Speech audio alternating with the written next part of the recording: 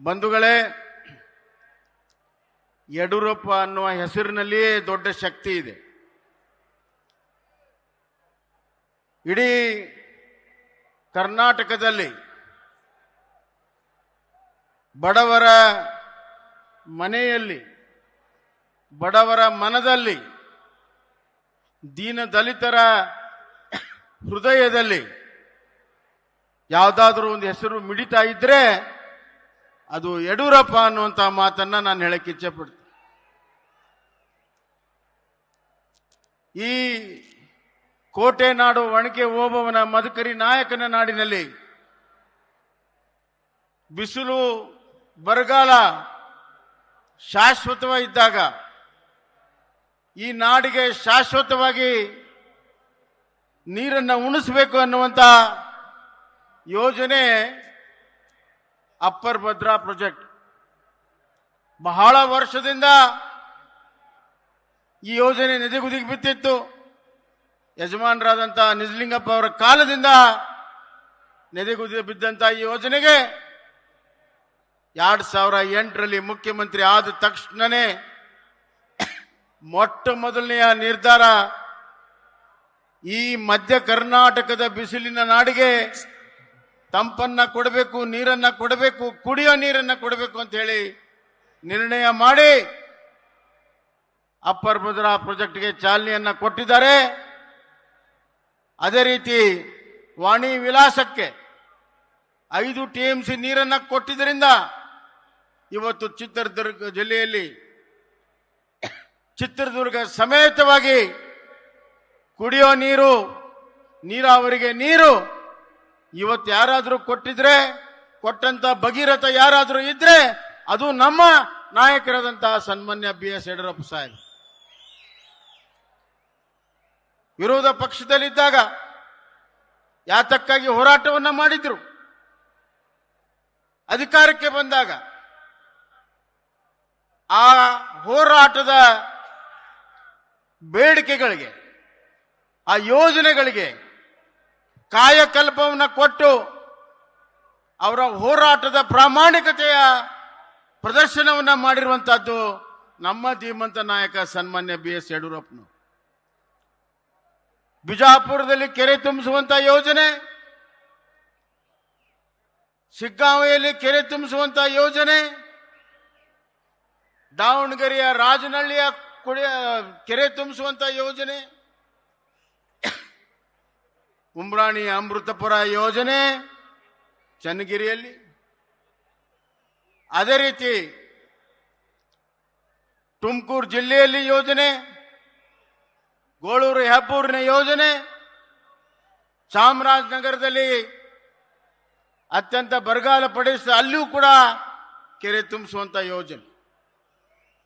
ಈ ರಾಜ್ಯದ ಉದ್ದಗಲಕ್ಕೂ ಕೂಡ ಗಂಗೆ ಮಾತೆಯನ್ನ ಭೂತಾಯಿಗೆ ಉಣಿಸಿ ರೈತರ ಬೆವರು ಸೇರಿದಾಗ ಅಲ್ಲಿ ಬಂಗಾರದ ಬೆಳೆಯನ್ನ ತೆಗೆದಕ್ಕೆ ಅವಕಾಶವನ್ನ ಮಾಡಿಕೊಟ್ಟಂತ ಧೀಮಂತ ನಾಯಕ ಯಾರಾದ್ರೂ ಇದ್ರೆ ಅದು ಸನ್ಮಾನ್ಯ ಯಡಿಯೂರಪ್ಪನವರು. ರಾಜ್ಯ ಇದನ್ನ ಗುರುತಿಸಬೇಕು, ರಾಜ್ಯದ ಜನ ಇದನ್ನ ಗುರುತಿಸಬೇಕು. ರಾಜಕಾರಣದಲ್ಲಿ ಸುಳ್ಳು ಹೇಳಿ ಜನರನ್ನ, ಜನಾಂಗವನ್ನ ದಾರಿ ತಪ್ಪಿಸಿ ಕೇವಲ ಅಧಿಕಾರಕ್ಕಾಗಿ ರಾಜಕಾರಣ ಮಾಡುವಂತ ಈ ದಿನಮಾನಗಳಲ್ಲಿ ಒಬ್ಬ ಪ್ರಾಮಾಣಿಕ,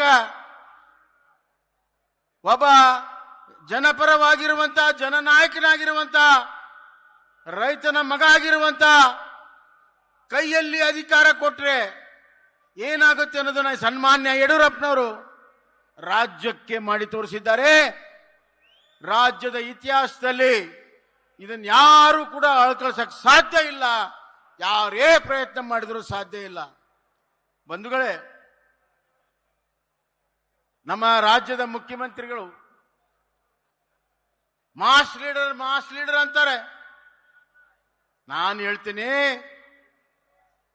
ಇವತ್ತಿನ ಈ ಜನಸಾಗರವನ್ನ ನೋಡಿದಾಗ ತಾವು ಎಲ್ಲಿ ಇಷ್ಟು ಕೂತಿದ್ದೀರಿ, ಇದರ 10-20 ಪಟ್ಟು ಜನ ಹೊರಗಡೆ ಇದ್ದಾರೆ. ಬಹಳ ಜನ ಚಿತ್ರದುರ್ಗಕ್ಕೆ ಬರಕ್ ಸಾಧ್ಯ ಆಗಿಲ್ಲ. ಎಲ್ಲ ಕಡೆ ರೋಡ್ಗಳು ಜಾಮ್ ಆಗಿದೆ. ಕರ್ನಾಟಕದ ಇತಿಹಾಸದಲ್ಲಿ ಸೃಷ್ಟಿ ಮಾಡುವಂತ ಈ ಬೃಹತ್ ಜನಶಕ್ತಿ ಸನ್ಮಾನ್ಯ ಯಡಿಯೂರಪ್ಪನವರು ಕರ್ನಾಟಕದಲ್ಲಿ ಏಕಮೇಯ ಮಾಸ್ ಲೀಡರ್ ಯಾರಾದರೂ ಇದ್ರೆ ಅದು ಯಡಿಯೂರಪ್ಪ ಸಾಹೇಬ್ರು ಅನ್ನುವಂತ ಮಾತನ್ನ ನಾನು ಹೇಳಕ್ಕೆ ಇಚ್ಛಪಡ್ತೇನೆ. ಸಾಮಾಜಿಕ ನ್ಯಾಯ ಸಾಮಾಜಿಕ ನ್ಯಾಯ ಸಾಮಾಜಿಕ ನ್ಯಾಯ ಅಂತ ಭಾಷಣ ಬಿಗದವರು ಹಿಂದುಳಿದ ವರ್ಗಕ್ಕೆ ಏನ್ ಮಾಡಿದ್ರು, SC/ST ಜನಾಂಗಕ್ಕೆ ಏನ್ ಮಾಡಿದ್ರು, ಮೊನ್ನೆ ಅವರು ತೆಗೆದುಕೊಂಡಿರುವಂತಹ ನಿರ್ಣಯ ದಲಿತ ಸಮೂಹಕ್ಕೆ ಅನ್ಯಾಯವನ್ನ ಮಾಡಿದ್ದಾರೆ. ಸನ್ಮಾನ್ಯ BS ಯಡಿಯೂರಪ್ಪನವರು ಸಾಹೇಬರು ವಾಲ್ಮೀಕಿ ಜಯಂತಿ, ಭಕ್ತ ಕನಕದಾಸರ ಜಯಂತಿ, ಹಲವಾರು ಹಿಂದುಳಿದ ವರ್ಗದ ಪುಣ್ಯಾತ್ಮರನ್ನ ನೆನೆಸುವಂತಹ ಜಯಂತಿಯನ್ನ ಮಾಡಿ ಕಾಗಿನೆಲೆಯ ಅಭಿವೃದ್ಧಿ, ನಮ್ಮ ಬಂಜಾರ ಸಮುದಾಯದ ಬಂಜಾರ ಅಭಿವೃದ್ಧಿ ನಿಗಮ, ಹಲವಾರು ಹಿಂದುಳಿದ ವರ್ಗಕ್ಕೆ ನಿಗಮ ಹಣವನ್ನ ಕೊಟ್ಟು ಅಭಿವೃದ್ಧಿಯನ್ನ ಮಾಡಿರುವಂತ ನಾಯಕರು ಯಾರಾದರೂ ಇದ್ರೆ ದಾಖಲೆ ಸಮೇತವಾಗಿ ಹೇಳ್ತೇನೆ, ಅದು BS ಯಡಿಯೂರಪ್ಪನವರು. ಬಂಧುಗಳೇ, ಬಡವರಿಗಾಗಿ ಹೃದಯ ಮಿಡಿತಿದೆ. ಒಬ್ಬ ನಾಯಕನ ಪರೀಕ್ಷೆ ಯಾವಾಗ ಆಗ್ತದೆ ಅಂತ ಗೊತ್ತಾ? ರಾಜ್ಯದ ಸಂಕಷ್ಟ ಕಾಲದಲ್ಲಿ ಯಾರು ಜನರ ಮಧ್ಯೆ ಹೋಗಿ ಜನರಿಗೆ ನೈತಿಕ ಶಕ್ತಿಯನ್ನ ತುಂಬಿ ಅವರ ದುಃಖದ ಮಾನಗಳನ್ನ ದೂರ ಮಾಡ್ತಾರೆ, ಅವರೇ ನಿಜವಾದಂತಹ ಜನನಾಯಕರು. ಎರಡು ಉದಾಹರಣೆ. ಒಂದು 2009ರಲ್ಲಿ ಪ್ರವಾಹ ಬಂದಿತ್ತು. ಆ ಸಂದರ್ಭದಲ್ಲಿ ಬಹಳ ಭೀಕರ ಪ್ರವಾಹ, ಕರ್ನಾಟಕ ಕಂಡಿರುವಂತಹ ಪ್ರವಾಹ. ನಾವು ಮೀಟಿಂಗ್ ನಲ್ಲಿ ಇದ್ವಿ ಮೈಸೂರಲ್ಲಿ. ಆ ಮೀಟಿಂಗನ್ನ ಬಿಟ್ಟು ಪ್ರಯಾಣ ಪ್ರಾರಂಭ ಮಾಡಿದ್ರೆ 22 ದಿವಸ ಮನೆ ಸೇರ್ಲಿಲ್ಲ ಸ್ವಾಮಿ. ಮುಖ್ಯಮಂತ್ರಿಗಳು ಹಳ್ಳಿಗೆ ಪ್ರವಾಹದಂತ ಊರುಗಳಿಗೆ ಹೋಗಿ ಅಲ್ಲಿಂದ ನೋಡಿ ಬಂದ ಮೇಲೆ ಶಾಶ್ವತ ಪರಿಹಾರ ಕೊಡಬೇಕಂತ ಹೇಳಿ 63 ಹಳ್ಳಿಗಳನ್ನ ಪುನರ್ವಸತಿಯನ್ನ ಮಾಡಿ, ಹೊಸ ಹಳ್ಳಿಗಳನ್ನ ನಿರ್ಮಾಣ ಮಾಡಿ, ಅವಕ್ಕೆ ಮೂಲಭೂತ ಸೌಕರ್ಯನ ಕೊಟ್ಟು 67,000 ಹೊಸ ಮನೆಗಳನ್ನ ಕೊಟ್ಟಂತ ಆ ಮಾನವೀಯತೆಯಿಂದ ಮೆರೆದಂತ ಆ ಧೀಮಂತ ನಾಯಕ ಯಾರಾದರೂ ಇದ್ರೆ ಅದು ಯಡಿಯೂರಪ್ಪನವರು ಅಂತ ಹೇಳಕ್ಕೆ ಇಚ್ಛೆ ಪಡ್ತೆ. ಇನ್ನೊಂದು ಪರೀಕ್ಷೆ, ಅಗ್ನಿ ಪರೀಕ್ಷೆ. ಕೋವಿಡ್ ಆಗಿತ್ತು. ಕೋವಿಡ್ ಆದಾಗ ಅಕ್ಕಪಕ್ಕ ರಾಜ್ಯದಲ್ಲಿ, ಕೇರಳ, ಆಂಧ್ರ, ಮಹಾರಾಷ್ಟ್ರ ರಾಜ್ಯದಲ್ಲಿ ಹಲವಾರು ಸಾವು ನೋವುಗಳಿತ್ತು. ಅದು ಕರ್ನಾಟಕದಲ್ಲಿ ಆಗಬಾರದು ಅಂತ ಮೊದಲನೇ ದಿವಸದಿಂದ ಹಠ ಮಾಡಿ ಔಷಧಿಗಳನ್ನ ಎಲ್ಲವನ್ನು ತಂದು ಆ ಕೋವಿಡ್ ಅನ್ನ ನಿಯಂತ್ರಣ ಮಾಡಿ ಕೂಲಿ ಕಾರ್ಮಿಕರಿಗೆ ವಿಶೇಷ ಅನುದಾನವನ್ನು ಕೊಟ್ಟು ಅವರ ಬದುಕನ್ನ ಉಳಿಸಿ, ಆಕ್ಸಿಜನ್ ಇಲ್ದಾಗ ಬೇರೆ ಬೇರೆ ಪ್ರದೇಶಗಳಿಂದ ಆಕ್ಸಿಜನ್ ಅನ್ನು ತಂದು ನಮ್ಮ ಆಸ್ಪತ್ರೆಗೆ ಕೊಟ್ಟಿರುವಂತ ಧೀಮಂತ ನಾಯಕ ಯಾರಾದರೂ ಇದ್ರೆ ಅದು ನಮ್ಮ ಯಡಿಯೂರಪ್ಪ. ಹೇಳ್ತಾ ಹೋದ್ರೆ ಬಹಳ ಇದೆ. ನನಗೆ ಚೀಟಿ ಬಂದಿದೆ ಈಗಾಗಲೇ. ನಮಗೆ ನಿಮ್ಮನ್ನ ನೋಡಿದಾಗ ಹೊಟ್ಟೆ ತುಂಬಿದೆ, ಮಾತನಾಡಬೇಕು ಅಂತ ಏನಿಲ್ಲ. ಆದ್ರೆ ಯಡಿಯೂರಪ್ಪನವ್ರ ಬಗ್ಗೆ ಮಾತನಾಡಬೇಕಾದ್ರೆ ಕನಿಷ್ಠ 1 ವಾರ ಗಟ್ಟಲೆ ನಾವು ಮಾತಾಡಬೇಕು. ಅಷ್ಟು ಕೆಲಸ, ನಮ್ಮ ಮಾತಿನಕ್ಕಿಂತ ಅವ್ರ ಕೆಲಸ ದೊಡ್ಡದಿದೆ. ಅದಕ್ಕಾಗಿ ಅವ್ರು ಹೇಳ್ತಾ ಇದ್ರು, ನಾವು ಮಾತನಾಡಬಾರ್ದು, ನಮ್ಮ ಕೆಲಸಗಳು ಮಾತಾಡಬೇಕು ಅಂತ. ಅಂತ ಧೀಮಂತ ನಾಯಕನನ್ನ ನಾವು ಅಭಿನಂದಿಸುವಂತ ಕೆಲಸ ಎಲ್ಲ ಅಭಿಮಾನಿಗಳಿಂದ ಅಭಿಮಾನೋತ್ಸವನ ಮಾಡುವಂತ ಸೌಭಾಗ್ಯ ನಮ್ದಾಗಿದೆ. ವೈಯಕ್ತಿಕವಾಗಿ ನಮಗೆ ಆಶೀರ್ವಾದವನ್ನ ಮಾಡಿ, ಮಾರ್ಗದರ್ಶನವನ್ನ ಮಾಡಿ, ನಮಗೆ ಸ್ಥಾನ ಮಾನ ಗೌರವನ ಕೊಟ್ಟು ನಮಗೆ ಶಕ್ತಿಯನ್ನು ತುಂಬಿರುವಂತ ನನ್ನ ನೆಚ್ಚಿನ ನಾಯಕ ಯಡಿಯೂರಪ್ಪನವ್ರಿಗೆ 100 ವರ್ಷ ಕಾಲ ಭಗವಂತ ಆಶೀರ್ವಾದವನ್ನು ಮಾಡಲಿ, ಆರೋಗ್ಯದಿಂದ ಇರಲಿ, ಕರ್ನಾಟಕವನ್ನು ಮುಂದೆ ನಡೆಸಲಿ, ನಮ್ಮೆಲ್ಲರಿಗೂ ಆಶೀರ್ವಾದ ಮಾಡಲಿ.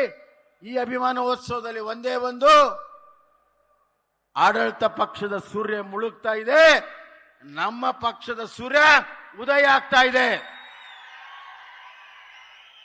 ಅವರ ಹಡಗು ಮುಳುಗ್ತಾ ಇದೆ, ನಮ್ಮ ಹಡಗು ದಡ ಸೇರ್ತಾ ಇದೆ. ಒಕ್ಕಟ್ಟಾಗಿ ಒಂದಾಗಿ ಬರುವ ದಿನಗಳಲ್ಲಿ ಯಡಿಯೂರಪ್ಪನವರ ಆಡಳಿತ, ಅವರ ಕಾರ್ಯಕ್ರಮಗಳು ಮತ್ತೆ ಕರ್ನಾಟಕದಲ್ಲಿ ಸ್ಥಾಪನೆ ಆಗಬೇಕು. ಅದಕ್ಕೆ ತಾವು ಸಂಕಲ್ಪವನ್ನ ಮಾಡಬೇಕು.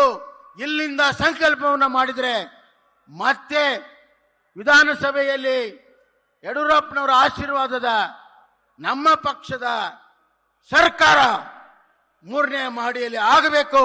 ಕರ್ನಾಟಕ ಮಾತೆಯ, ಆ ಭುವನೇಶ್ವರಿಯ ಮಾತೆಯ ಸೇವೆಯನ್ನು ಮಾಡುವಂತ ಅವಕಾಶ ನಿಮ್ದಾಗಲಿ. ಆ ಭುವನೇಶ್ವರಿ ಆಶೀರ್ವಾದ, ಆ ಚಾಮುಂಡೇಶ್ವರಿ ಆಶೀರ್ವಾದ ಎಲ್ಲರಿಗೂ, ಈ ದುರ್ಗಾ ಮಾತೆಯ ಆಶೀರ್ವಾದ ಎಲ್ಲರಿಗೂ ಸಿಗ್ಲಿ. ಅದು ಯಡಿಯೂರಪ್ಪನವರ ಮುಖಾಂತರ ನಮ್ಮೆಲ್ಲರಿಗೂ ಆಶೀರ್ವಾದ ಹರಿದು ಬರಲಿ. ಬೋಲೋ ಭಾರತ್ ಮಾತಾ ಕಿ. ನ್ಯೂಸ್ ಫಸ್ಟ್, ನಿರ್ಭೀತಿಯಿಂದ ನಿಮ್ಮ ಪರವಾಗಿ.